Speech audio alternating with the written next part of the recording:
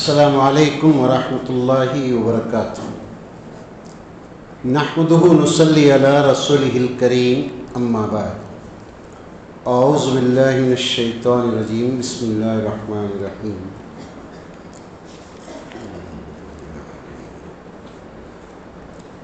ولا تمدن عینیک الی ما متعنا بہ ازواجا منہم زہرۃ الحیاۃ الدنیا لنفتنہم فیہ ورزق ربک خیر۔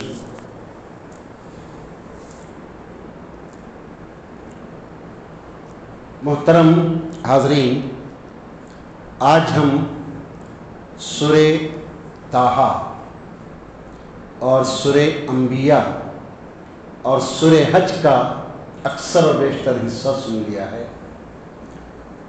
ان صورتوں میں اللہ تبارک و تعالی گزشتہ اقوام کے ان کی حرکتیں، ان کے بیانات، انبیاء کے ساتھ ان کا جھگڑا، یہ سب بیان کیا۔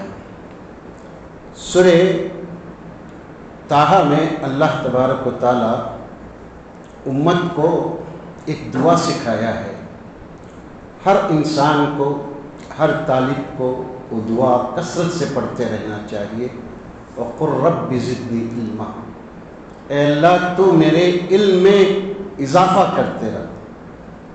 اللہ کے نبی صلی اللہ علیہ وسلم علم کے تعلق سے دعا کیا کرتے تھے، اللہم انی اسألک علما نافعا، اے اللہ مجھے علم نفع بخش علم عطا کر۔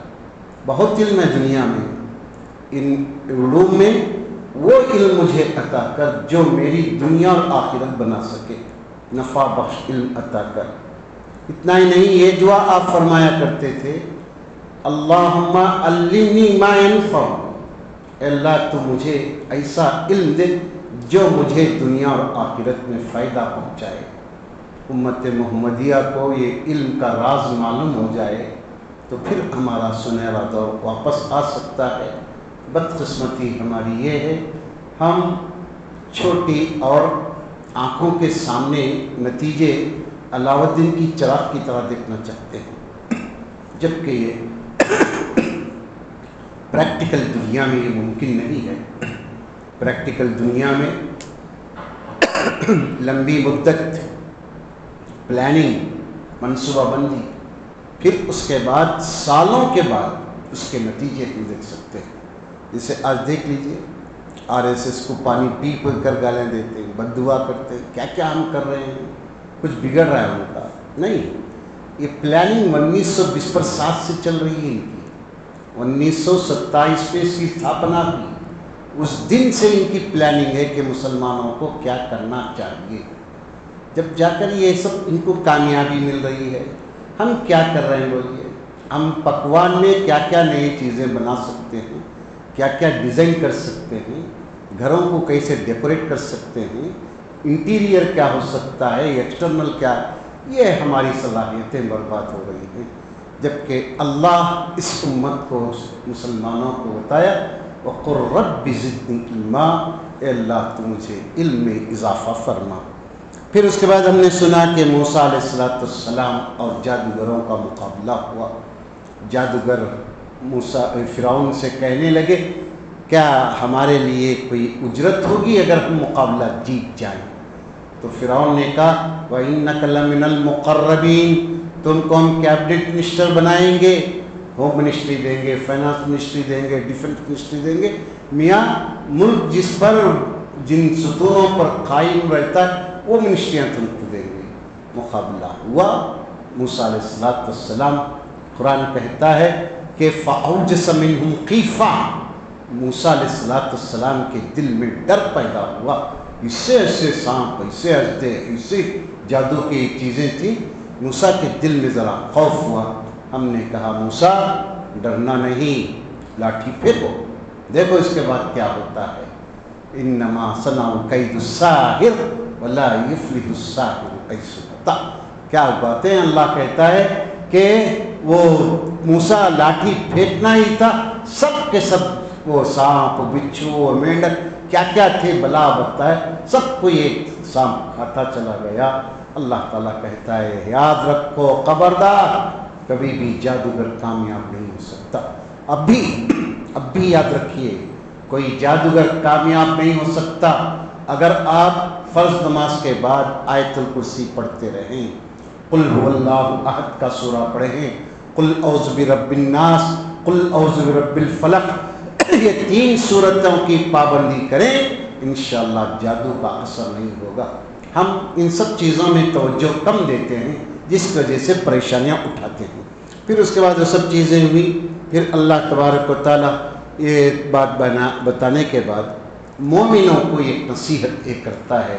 دیکھیے کیا کہتا ہے، وَلَا تَمُدَّنَّ عَيْنَيْكَ إِلَىٰ مَا مَتَّعْنَا بِهِ، مومنوں ہم دنیا میں بہت ساری چیزیں لوگوں کو دے رکھی ہیں، کسی کو بنگلے ہیں، کسی کے پاس فارم ہاؤس ہے، کسی کے پاس کاروں کا ریوڑ ہے، کتنا کیا کیا لوگوں کو دیے رکھے ہیں۔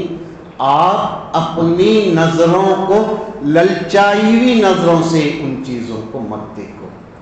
للچائی نظر مان، واہ کتنا اچھا ہے اس کا گھر، کتنا اچھا ہے اس کی کار، کتنا اچھا ہے اس کا کھیت، یہ للچائی نظروں سے کسی کی دولت کو مت دیکھو۔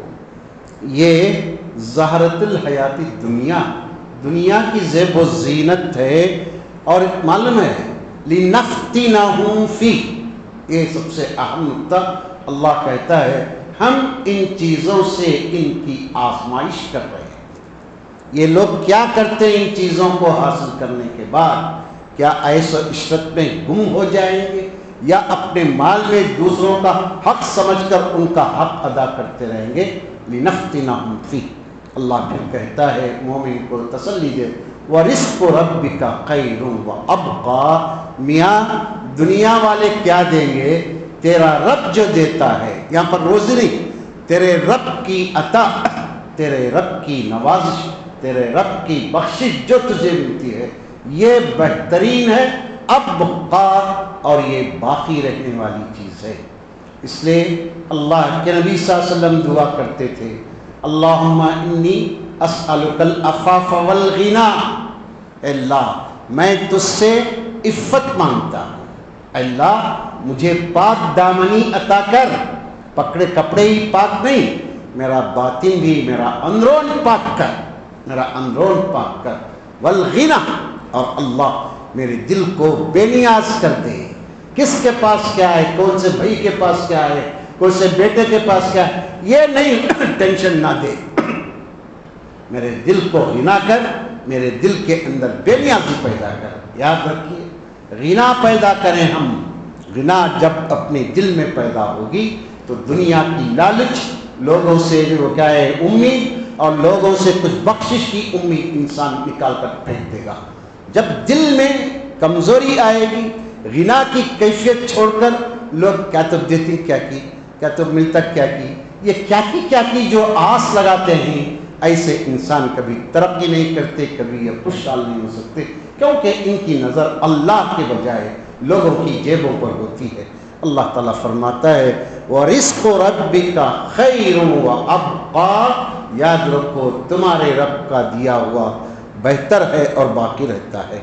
پھر اس کے بعد اللہ تبارک و تعالیٰ اس صورت میں گھر کے بڑے آدمی کو یہ حکم دیتا ہے وَأْمُرْ أَهْلَكَ بِالصَّلَاةِ وَاسْتَبِرْ عَلَيْهَا وَلَا نَسْأَلُكَ رِزْقًا، اللہ کہتا ہے نَحْنُ نَرْزُقُكَ وَالْعَاقِبَةُ لِلتَّقْوَىٰ، اے گھروں کے بڑوں اپنے گھر والوں کو نمازوں کی تاکید کرو، وَأْمُرْ أَهْلَكَ بِالصَّلَاةِ، نمازوں کی تاکید کرو، وَاسْتَبِرْ عَلَيْهَا، جا با نماز پوجا کا جا، نماز پوجا، نماز پوجا، یہ نماز پوجا نماز پوجا ہم جو بولتے ہیں بچے، اون جاتا ہوں اون جاتا ہوں اون جاتا ہوں، یہ گھر میں جواب وَاسْتَبِرْ عَلَيْهَا، تم اس پر ثابت قدم رہو، تم نماز پڑھ کر بتاؤ پہلے۔ ہم کیا کرتے ہیں، قرآن میں آگے سنیں گے اللہ تعالیٰ کہتا ہے لوگ کیا ہو گئے تم کو، لوگوں کو نیکی کا حکم دیتے تم اپنے آپ کو بھول جاتے ہو۔ یہ اصلاح نہیں ہو سکتی جب تک ہم اپنے آپ کو دینی تعلیمات کے مطابق، اللہ کے احکام کے مطابق جب تک ہم اپنی زندگی کو نہیں ڈالیں گے اس وقت تک ہمارے گھروں کی اصلاح نہیں ہو سکتی۔ پھر اللہ تعالیٰ یہ بھی فرماتا ہے نحن نرزقک، اللہ کے نبی صلی اللہ علیہ وسلم امت کو بتا دیجئے روزی ہمارے ہاتھ میں ہے، رزق دینا انسان کو یہ ہمارا کام ہے، اور عاقبۃ للتقوی۔ اور ایک بات یاد رکھو، یہاں اچھی زندگی کرنے والے، یہاں ٹیپ ٹاپ رہنے والے، یہی لوگ وہاں بھی اوپر جا کر رہیں گے۔ اچھا، کل جو بولا نہیں ایک مالدار دوست، اگر آخرت آئی تو بھی میں دیکھ لیں گے، یہاں اچھا ہوں وہاں بھی اچھا رہوں گا، بولا تھا آج یا اللہ تعالیٰ کہہ رہا ہے والعاقبۃ للتقوی، متقی اور پرہیزگار کے لیے آخرت ہوتی ہے، غیرے کے لیے نہیں ہے، دکھاوے کے لیے نہیں ہے۔ پھر اس کے بعد اللہ تبارک و تعالیٰ اس صورت شریفہ میں یہ بھی بیان کیا ہے، لوگوں یہ لوگ کیا کرتے ہیں، وَلَوْ أَنَّا أَهْلَكْنَا بِعَذَابٍ، یہ سورہ اس کی کیا ہے، سورہ انبیاء کی آیت۔ سورہ انبیاء میں اللہ تبارک و تعالیٰ فرماتا ہے ہم نبیوں کو حجت کے لیے بھیجتے ہیں، حجت کے لیے اللہ تعالیٰ بھیجتا ہے نبیوں کو۔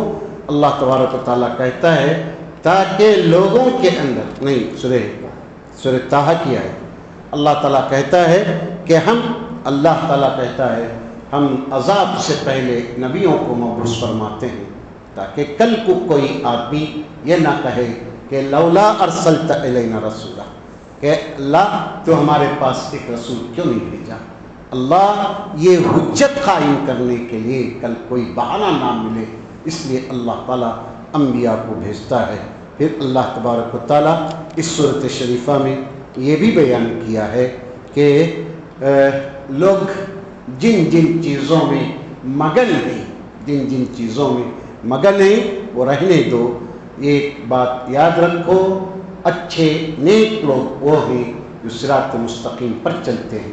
یہاں تک سورہ طٰہٰ بھی، پھر اس کے بعد سورہ انبیاء کی پہلی آیت میں اللہ تعالیٰ فرماتا ہے اقترب للناس حسابهم وهم فی غفلۃ معرضون، لوگوں کو کیا ہو گیا ہے، قیامت قریب آ گئی ہے، قیامت بالکل قریب ہے، لیکن ان کے حساب کتاب کا دن آ رہا ہے، لیکن یہ لوگ غفلت میں پڑے ہوئے ہیں اور قرآن سے، اللہ کے نبی کی باتوں سے اعراض کرتے ہیں۔